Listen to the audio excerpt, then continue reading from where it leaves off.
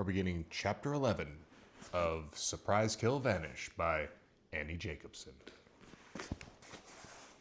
JFK KIA.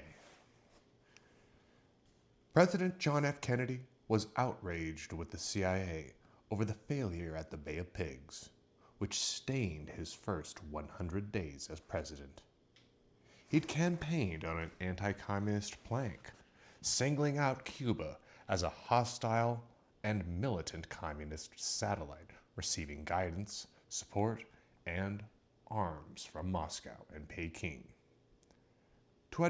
Who have failed so publicly, so early in his presidency, infuriated him. Adding insult to injury, Che Guevara personally expressed his gratitude to the young president for the spectacular defeat. Using White House emissary Richard Goodwin to relay his sarcastic message, Guevara said, "He wanted to thank us very much for the invasion." Goodwin told the president that it had been a great political victory for them, enabled them to consolidate and transform Cuba from an aggrieved little country to an equal. In response, President Kennedy made a move so shocking it upended covert action operations in a way not seen since the creation of Title 50 and National Security Council Directive 10-2, National Security Council 10-2. He gutted the existing paramilitary authority at the CIA, making any large paramilitary operation that was wholly or partially covert now the primary responsibility for the Defense Department, with the CIA in a supporting role. The fiasco at the Bay of Pigs changed everything, says the CIA staff historian John L. Helgerson. CIA Director Alan Dulles asked to meet with the president, who refused. The president's mind was made up. There is no point in the Director of Central Intelligence discussing the matter directly with the president, as would the counterproductive presidential advisor, General Chester Clifton, curtly informed the CIA. For the first time since 1947, the Pentagon was now in charge of the president's guerrilla warfare corps. I can't overemphasize the shock, not simply the words, that procedure caused in Washington. To the Secretary of State, to the Secretary of Defense, and particularly to the Director of Central Intelligence, said Colonel L. Fletcher Prouty, Chief of Special Operations for the Joint Chiefs of Staff under Kennedy. I have his book in my playlists. Look it up. Historians have glossed over that or don't know about it, Prouty said in 1989. Kennedy lost the battle for a democratic Cuba in a most humiliating way. Now he was unwilling to experience a loss in Vietnam. It wasn't that the new president opposed hidden-hand paramilitary operations. He opposed the CIA's handling of them. In a series of meetings with his national security advisors, he ordered covert action operations to be accelerated in Vietnam. Only now they would be led by U.S. Army Special Forces. This maverick move would have far-reaching consequences, not just in Vietnam, but around the world, and not just in 1961, but for decades to come. By their very definition, paramilitary operations exist outside formal military operations. Para means distinct from. To have the Defense Department now engaging in non-official military operations inside a foreign country during peacetime was a radical move into uncharted territory. Immediately after the Bay of Pigs, President Kennedy asked top advisor General Maxwell Taylor to review all U.S. paramilitary capabilities and advise on next steps. Taylor submitted a report recommending that the president broaden the scope of classified covert operations in Vietnam. Kennedy authorized 3 top-secret national security action memorandum in succession, significantly widening a war that technically didn't exist. To oversee operations in theater, the Joint Chiefs of Staff created a new office outside the Pentagon called the Special Assistant for Counterinsurgency and Special Activities, SACSA, to be run by a military general and his staff. SACSA would now function as the CIA's Office of Policy Coordination. Oh, wait a minute.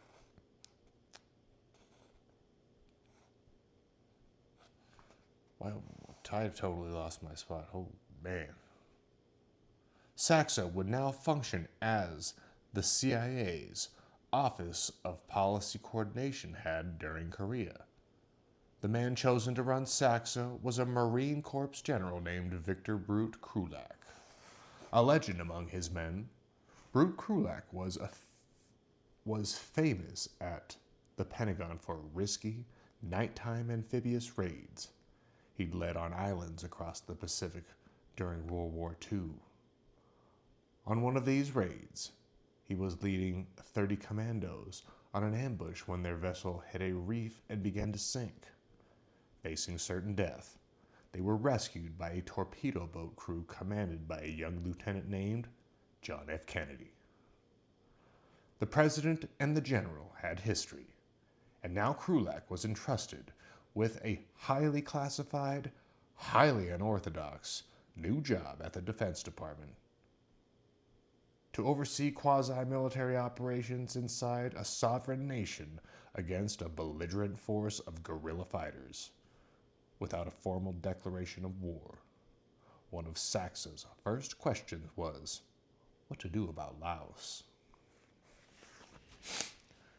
President Eisenhower left John F. Kennedy with a muddled, complicated, and intractable situation in Laos. Laos was a victim of geography, Kennedy's special group advisors told him. Hardly a nation except in the legal sense. But to Laos would be the beginning of the loss of most of the far... But to lose Laos would be the beginning of the loss of most of the Far East, Eisenhower forewarned. In an effort to contain the communist insurgency within Vietnam's borders, President Kennedy decided to pursue diplomacy in Laos.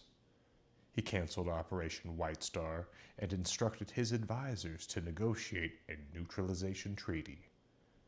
In July 1962, the governments of the United States, the Soviet Union, North Vietnam, and numerous other nations all signed the Declaration on the Neutrality of Laos, agreeing to leave Laos alone. They all did, says scholar Richard Schultz, except for the NBA, the Army of North Vietnam. Insurgents do not honor borders or treaties. This reality continues to plague the Defense Department in 2019. The Laos Neutralization Treaty of 1962 was a colossal deception and a huge strategic win for North Vietnam. By the time the treaty was signed, Hanoi had already spent 3 long years building a clandestine transportation route and logistical system for Hanoi through Laos and into the south. Eventually, it also would include trails through Cambodia. This was the Ho Chi Minh Trail, the secret supply route Hanoi used to move fighters and weapons into territory it sought to control in the south. While the United States felt bound by honor to adhere to the Neutrality Declaration, Hanoi escalated its prohibited use of the trail. This gave the communists extraordinary momentum and a new advantage at a critical time in their revolution. Blind to the realities of the trail, the month after the Laos Treaty was signed, Secretary of Defense Robert McNamara called a meeting in Honolulu, Hawaii, bringing together the Defense Department, the Pacific Command, the CIA, and the State Department. McNamara presented Operation Switchback, a robust covert action program designed to inflict increasing punishment upon North Vietnam. One of the first orders of business was to create a new guerrilla warfare corps for the president to carry out the punishment promised by the Secretary of Defense. Now, in a subordinate role, the CIA merged its existing paramilitary program, the Civilian Irregular Defense Group, CIDG, into the Defense Department's Military Assistance Command, Military Assistance Command Vietnam, MACV. Billy Wah was an early member of the group and became one of the first Green Berets sent to Vietnam in this capacity. Wah's group trained President Diem's soldiers in paramilitary tactics, in everything from sabotage to assassination, to evade and escape, Wah recalls. The goal of the Civilian Irregular Defense Group program was to create direct action strike force units made up of South Vietnamese peasants from indigenous hill tribes led by U.S. Army Green Berets and CIA advisors. This was a grander, more ambitious version of what the OSS Special Operations Group, including the Jedburghs, had accomplished during World War II. Wah and his fellow trainers were to arm the rebels and teach them how to sabotage, subvert, and assassinate the communist infiltrators coming down from the north. The effort was astonishing.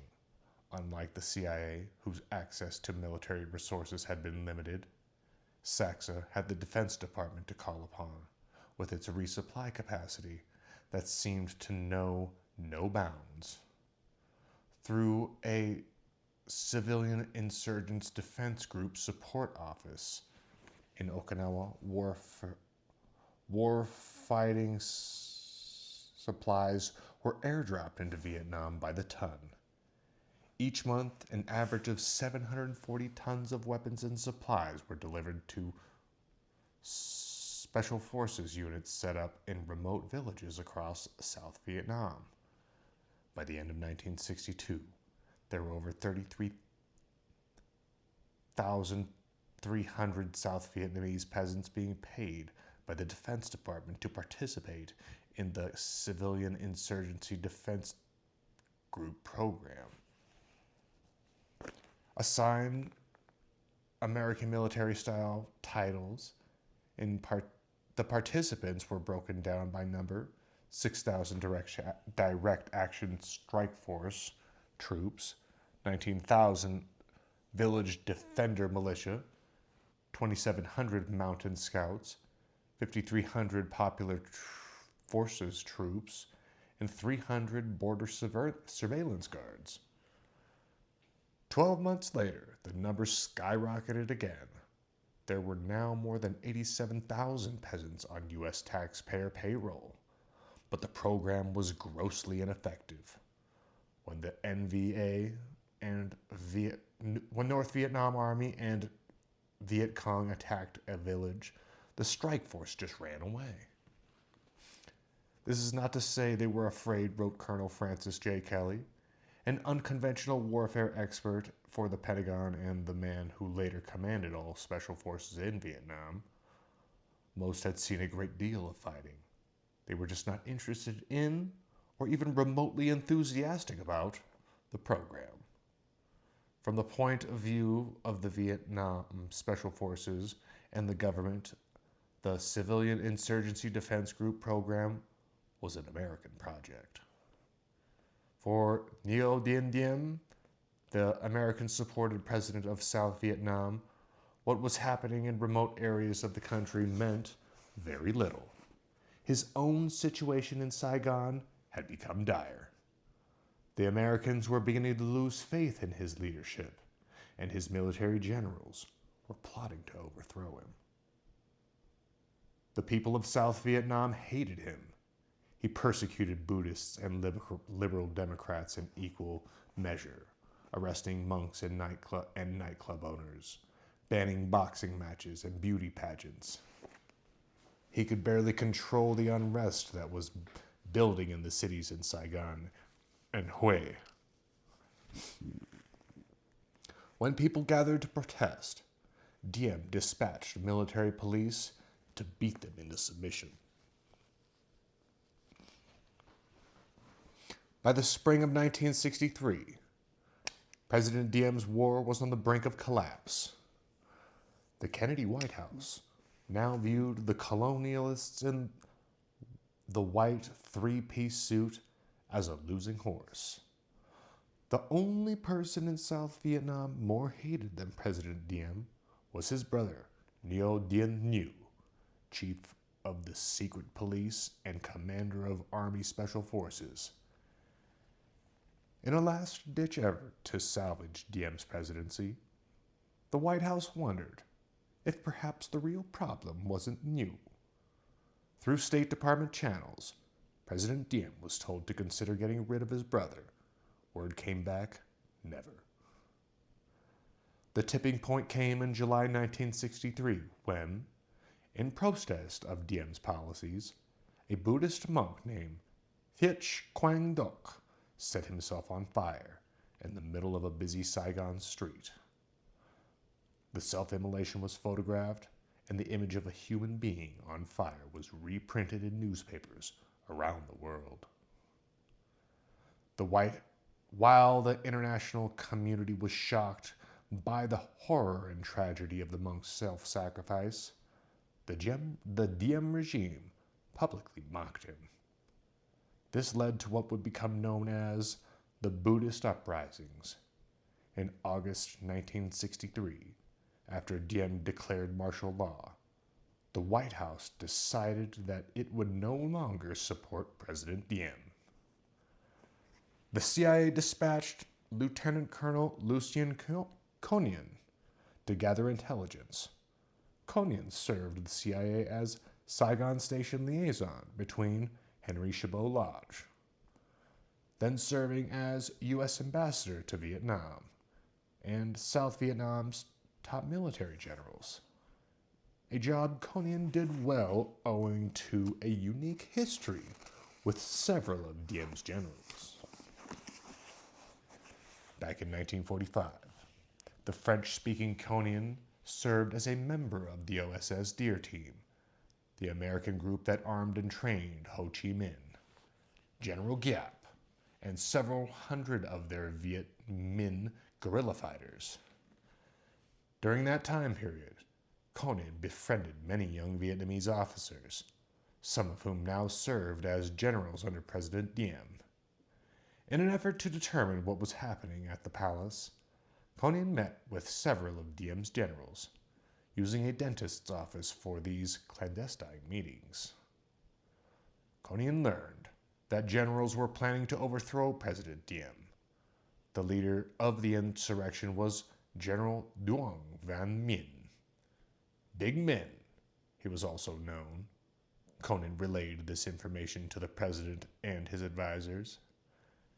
In turn, Conian was told to tell the generals that the White House supported this idea. "We will not attempt to thwart this action," President Kennedy told Conian, trying to sound officially and uninvolved. On the morning of November 1st, 1963, Lucien Conian awoke, changed into his military uniform, and prepared himself for the coup d'etat that was about to begin. He tucked an ivory-handled .375 Magnum revolver into his waist and filled a bag meant for Big Min. With 3 million Vietnamese pastries, roughly $40,000 in cash, years later, Senate investigators asked Conian if he knew that the generals he was giving this money to planned on killing President Diem. The majority of the officers desired President Diem to have an honorable retirement, Conian swore, regarding his brother and other powerful figures in the regime. The attitude was that their deaths would be welcomed. With Green Berets guarding his family, Conan picked up a secure telephone given to him by big men and called the CIA with a secret code, 9999. The coup d'etat against President Diem was about to begin. Conan kissed his wife and children goodbye, climbed into an army jeep waiting in the driveway, and headed off to headquarters near the airport. At 1:30 p.m., scores of big men loyalists burst into army offices, public headquarters, and radio stations around Saigon, holding people at gunpoint and informing them that if they resisted, they'd be shot. Military trucks loaded with artillery surrounded the palace. President Diem and his brother slipped out the back and disappeared. Diem's loyal bodyguards had no idea that their president had fled, and dozens of these men died defending the palace and Diem's honor. By 3 a.m., the palace was overrun, and soon looters were running around the streets with President Diem's possessions, gilded furniture, fine whiskey, American adventure and magazines.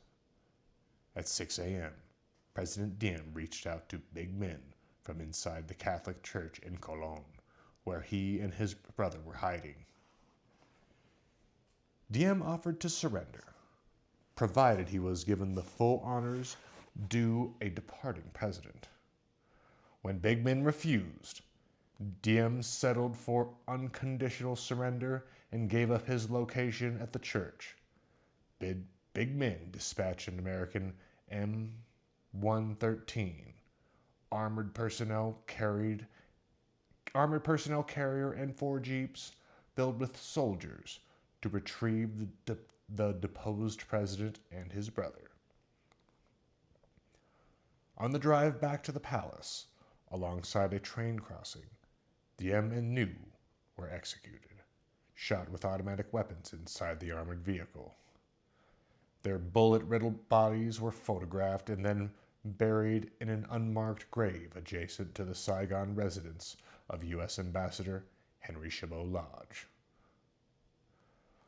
For all the euphemism and convoluted language behind and around President Kennedy's assassination program, there was absolutely nothing vague or indirect about the assassination that took place just 3 weeks later on November 22nd, 1963 in Dallas, Texas. From the perspective of U.S. Secret Service agent Clinton J. Hill, killing a leader is a visceral and sickening reality. Clint Hill, aged 32, had been on the President protective detail since the Eisenhower administration, when he guarded the president's mother-in-law, Elvira Matilda Carlson Dowd. During the Kennedy White House, he served as special agent in charge of Jacqueline Kennedy, overseeing her safety at all times. On this day in Dallas, the president made a protocol change. He didn't want the Secret Service agents, including Clint Hill, to be standing on the running boards of the open-topped presidential limousine. Instead, Hill was now riding in the car directly behind the president and Mrs. Kennedy. He had weapons at the ready, a pistol at his waist, an AR-15 automatic rifle on the seat beside him, and a shotgun in the compartment near the jump seats. When the first shot rang out, Clint Hill leapt out of the vehicle he was traveling in and ran to the president's limousine, using the rear running board to climb onto the trunk area and reach for Mrs. Kennedy, who was reaching out to him. He watched as the president grabbed his throat and lurched forward. A second shot rang out, blasting off a portion of the president's head.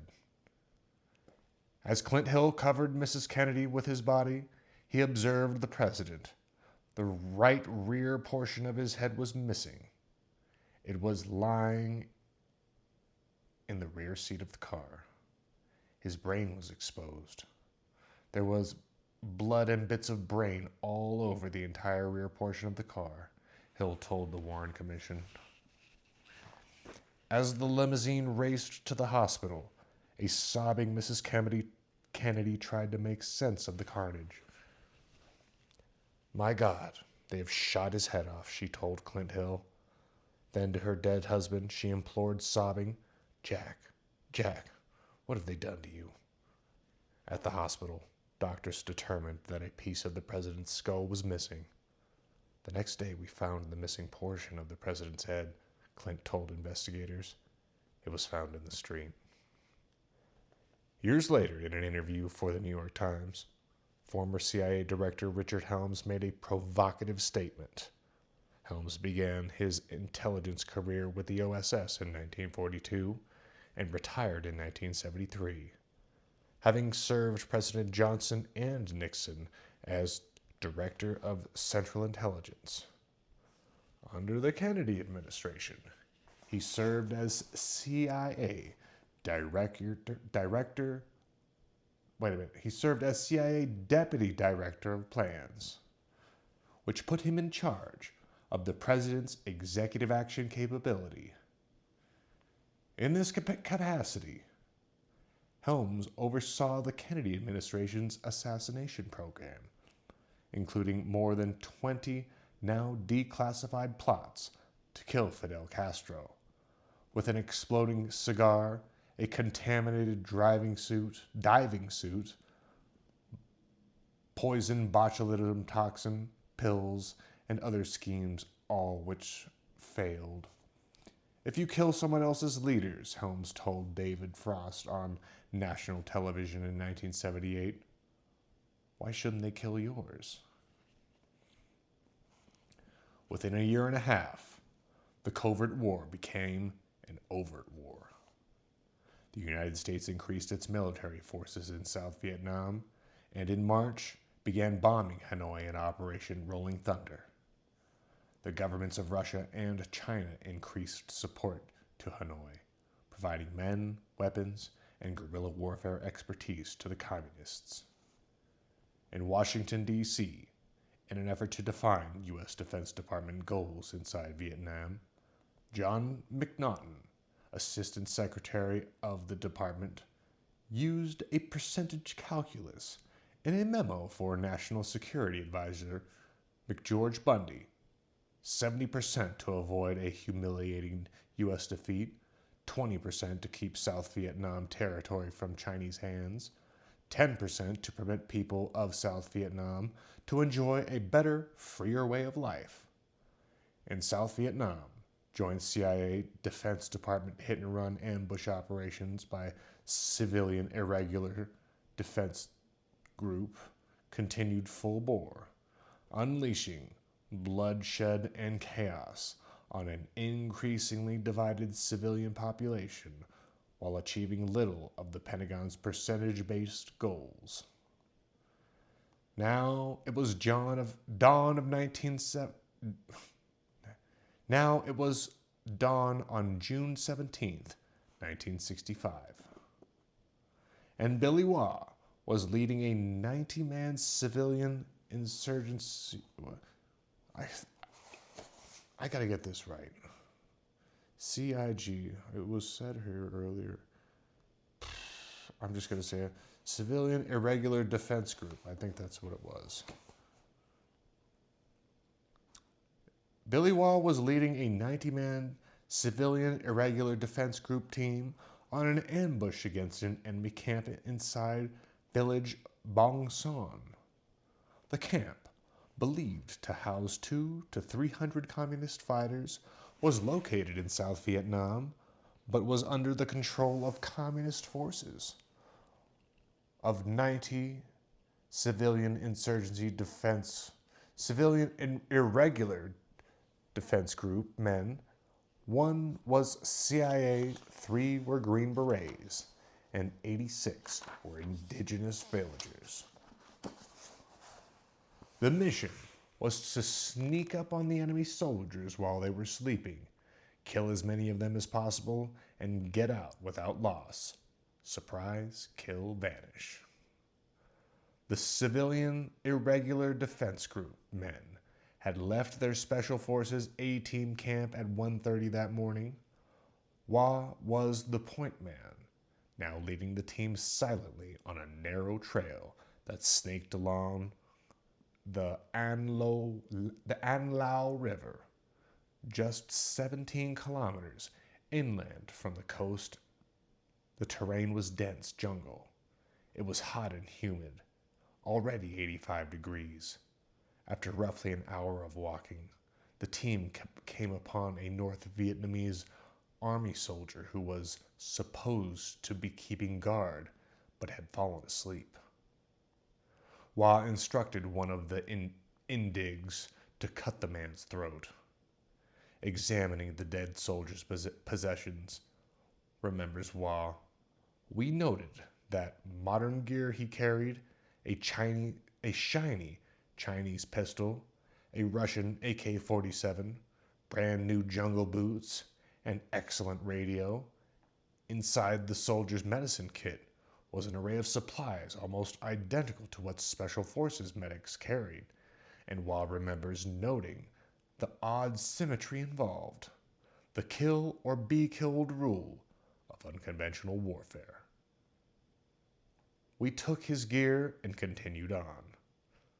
The 3 other Americans on the team were Captain Paris D. David, the highest-ranking commissioned officer in the group, Sergeant Robert D. Brown, a medic, a staff sergeant, David Morgan, the team's liaison to the CIA, Captain Paris David, a blue-eyed black man from Washington, D.C., had never been in combat before, says Wah, and the same went for Sergeant Robert Brown, an all-American kid from Montana who would soon be dead with a bullet in his head.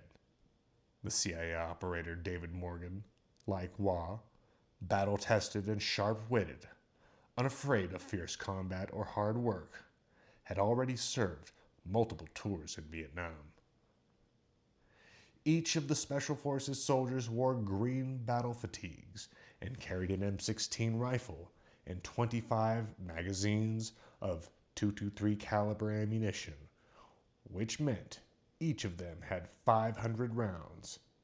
Each soldier had 28 grenades of various types, 14 regular grenades, 10 frag grenades, 2 white phosphorus grenades, an incendiary weapon meant to ignite cloth, fuel, ammunition, and more, and 2 smoke grenades.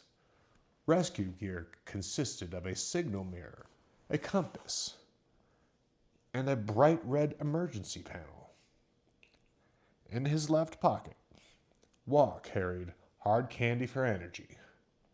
As they moved along the riverbank, Billy Wah began to worry about the communications gear. If the operation went bad and they needed air support, the radio was their lifeline.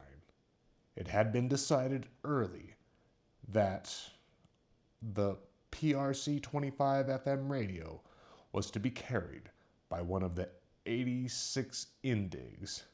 But now, Wah was having second thoughts.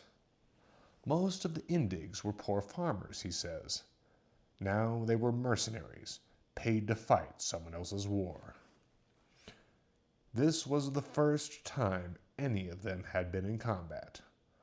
Wah had trained the group in small arms and unconventional warfare techniques, just as he'd trained hundreds of others like them. And he knew that the indigs might not stick around once shots started firing. On the other hand, he thought, there was nothing quite like a quick, successful ambush to bolster the confidence and competence of a mercenary. Either way, there was no guarantee.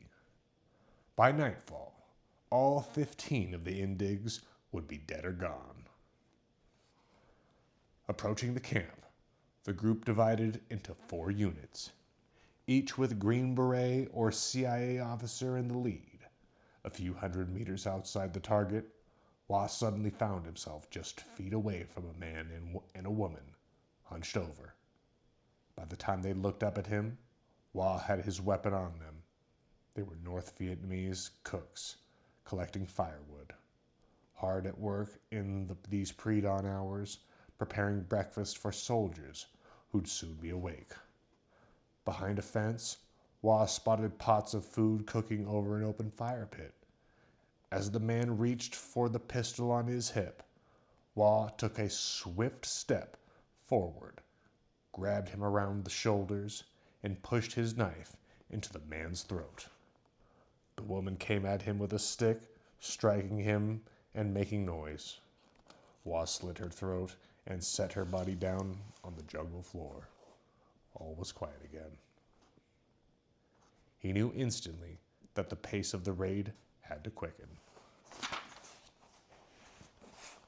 The noise could have already alerted a sentry. Soon, all hell could break loose. He passed the word down the line. From here on out, the men would communicate using hand and arm signals. No sound.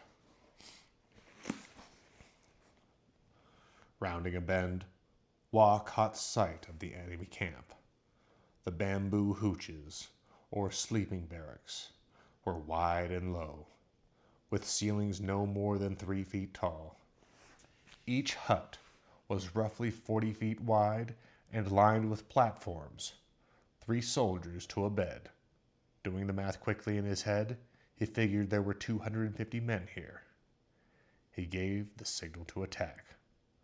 The civilian irregular defense group soldiers raised their M16s and opened fire.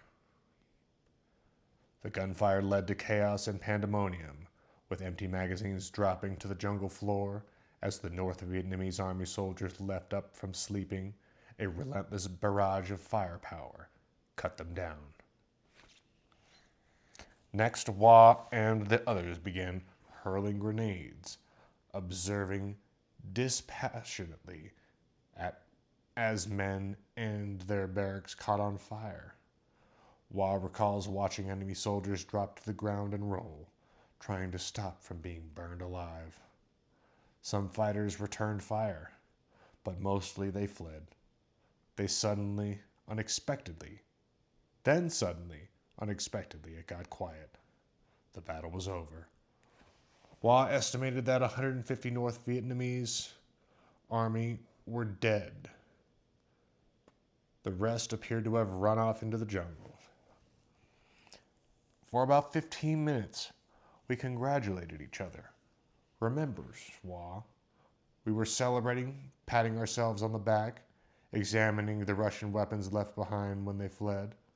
Wah remembers thinking how satisfying it was that the raid had been a success. But war is nothing if not full of surprises. From deep inside the jungle, there was a sharp, distinct sound. A bugle call, unmistakably a military command. Bugles meant soldiers, explains Wah, North Vietnamese Army regulars. The North Vietnamese Army had called in the infantry using a signal instrument favored by American soldiers during the Revolutionary War. What none of them had realized was that the 3 sleeping hooches they just ambushed were the first of 3 of several dozen hooches stretching deep into the jungle. Each held roughly 60 enemy soldiers.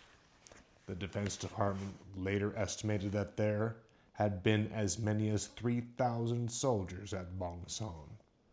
The bugle call had just woken them all up. Wah ran into the jungle, firing at anything that moved. He threw hand grenades and let off 2 flares, signaling to the team to disperse and retreat. The sound of boots was everywhere around him.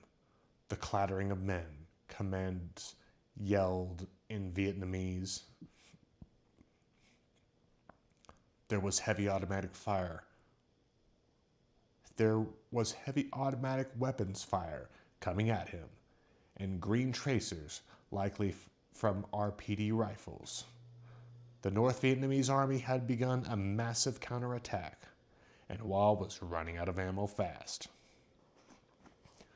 Racing through the jungle, he headed toward the rally point, an old cemetery on the high ground 650 feet to the west. Moving as fast as his legs could carry him, he suddenly found himself in an impossible situation. Directly in front of him, there was nothing but a wide open rice paddy field. He'd run out of jungle, his only means of defense. Behind him was a battalion of battle-ready North Vietnamese armies. He had nowhere to go but across the open field. He ran fast, his jungle boots sloshing through the wet grass, concentrating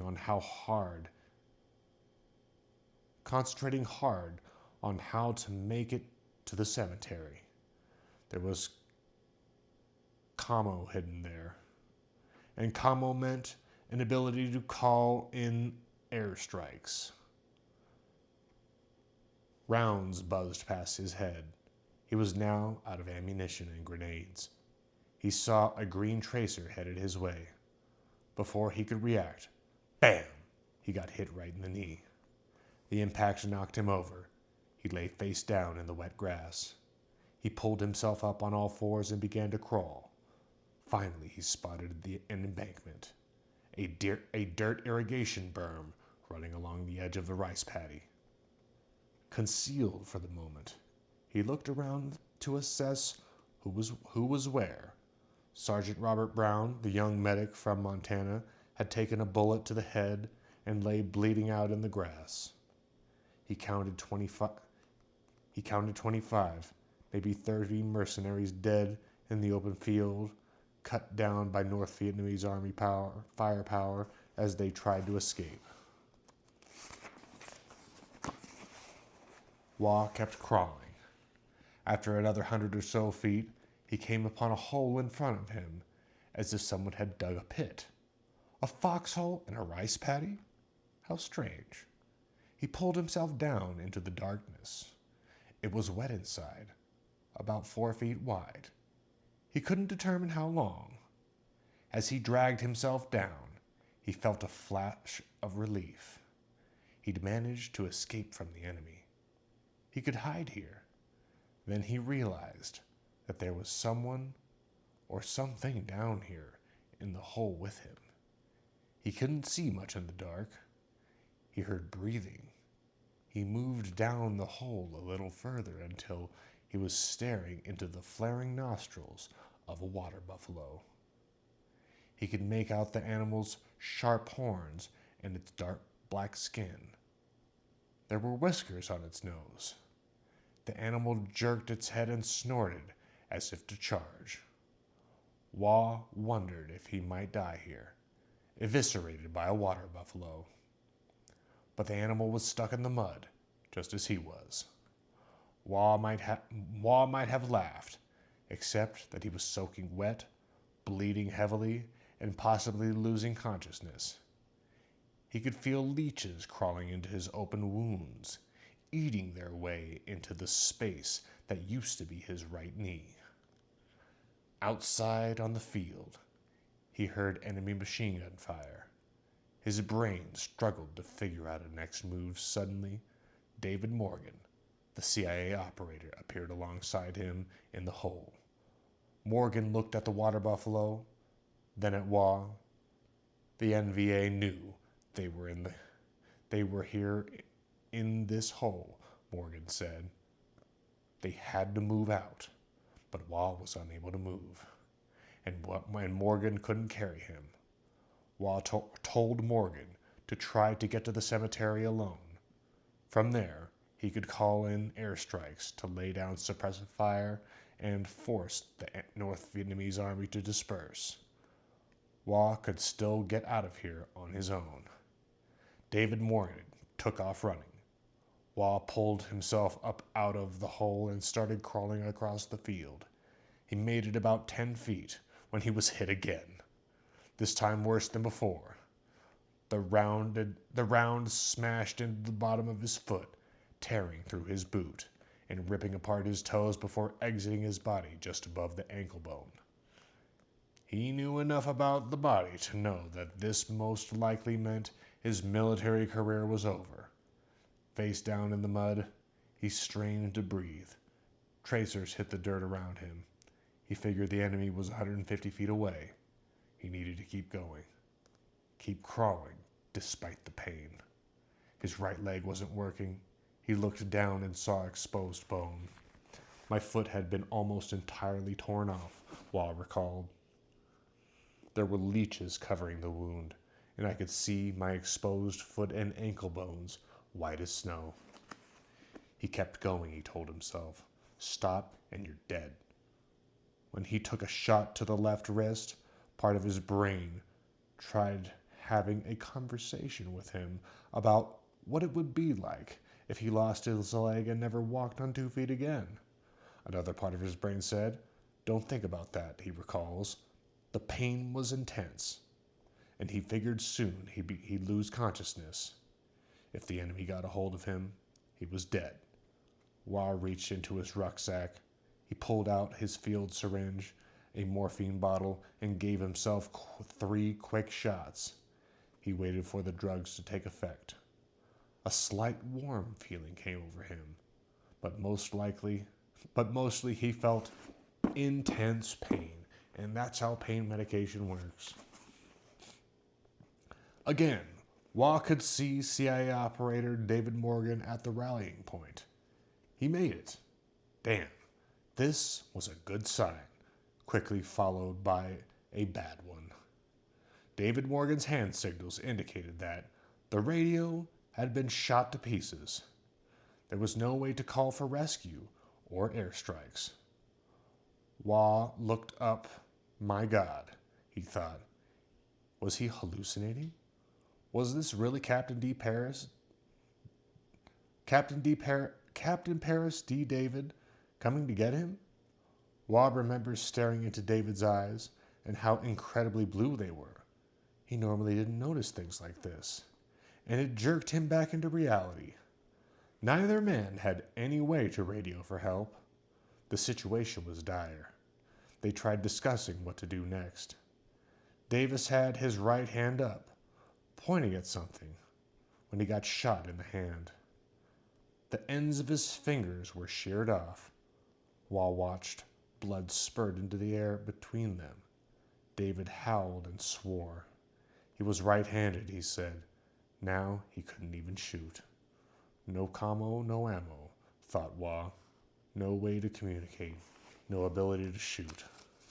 Their only hope was rescue. The sun was coming up.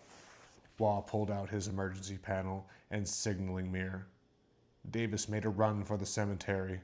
An aircraft flying overhead searching for the team spotted what was happening and notified headquarters.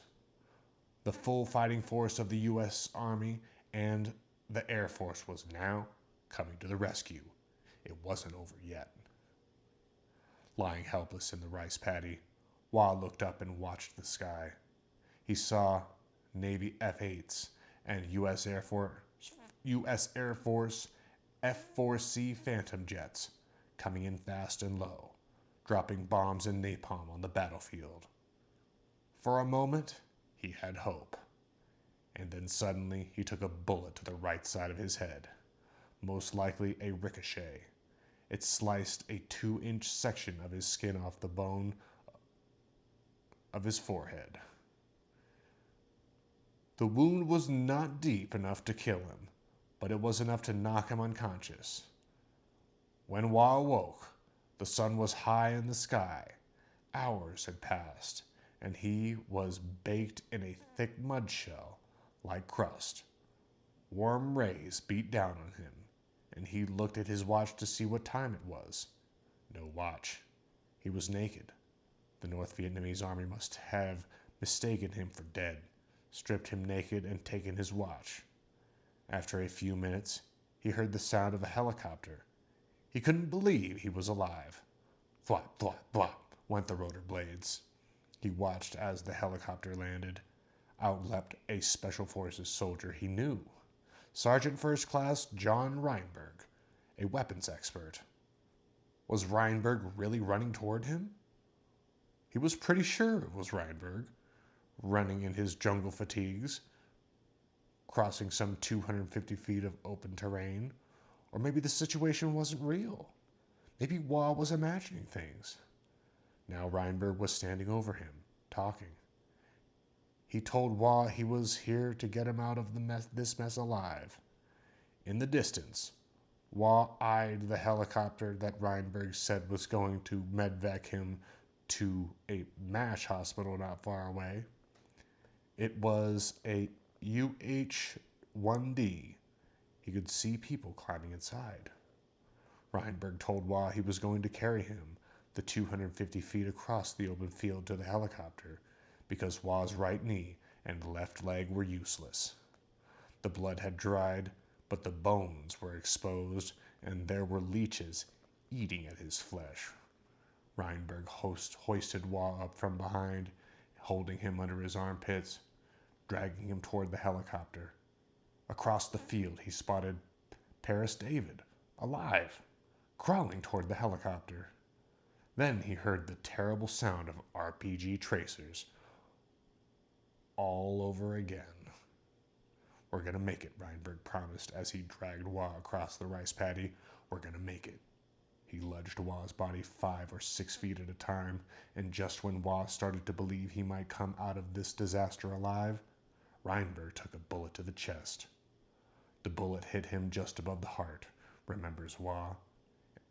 And as he started to fall, a second bullet impacted his body, this time 6 inches lower down. Reinberg's lung collapsed, and he struggled to breathe. In that instance, Reinberg went from being strong and heroic to being in worse shape than me. Another Green Beret came rushing out of the helicopter and began rushing across the open field. He was young. He grabbed Reinberg and started dragging him toward the helicopter. Maybe someone grabbed Billy Wah, or maybe he and Paris David continued crawling toward the helicopter on their own power. Later, in debriefs, neither man could clearly recall. Special Forces training teaches its soldiers what needs to be done to stay alive. Crawl, stay low, get to the helicopter no matter what. Now the helicopter was just a few yards away. Wah could see David Morgan and a few of the mercenaries waiting inside. The helicopter door gunner was laying down suppressive fire, trying to keep Wah and Davis from being fired upon by North Vietnamese army soldiers, hiding in the trees. Wah was inside the helicopter now. As the aircraft started to lift up off the ground, a green tracer flew into the cabin and hit the door gunner, shearing off part of his arm. Wah watched the gunners stare at what remained of his limb as the helicopter took off as they flew away. When Billy Wah awoke, he heard screaming. He was in a field hospital a few kilometers from Bong Song. Beside him in the next bed over, John Reinberg was howling in pain as the nurses worked to debride him, removing damaged tissue and foreign objects, dirt, debris, and insects from his gaping chest wounds. Wah realized he was screaming too. Ooh. And the nurses were doing the same thing to his leg. A few days later, General William Westmoreland, commander of all U.S. forces in Vietnam, stopped by the field hospital and pinned a Purple Heart on Billy Wah's uniform. Reinberg was awarded the Distinguished Service Cross. Then came a U.S. Army doctor with grim news. Wah was being sent back to the United States. to the lower extremity amputation ward at Walter Reed. Man, that sucks. And it never gets easy. Anyways, until next time.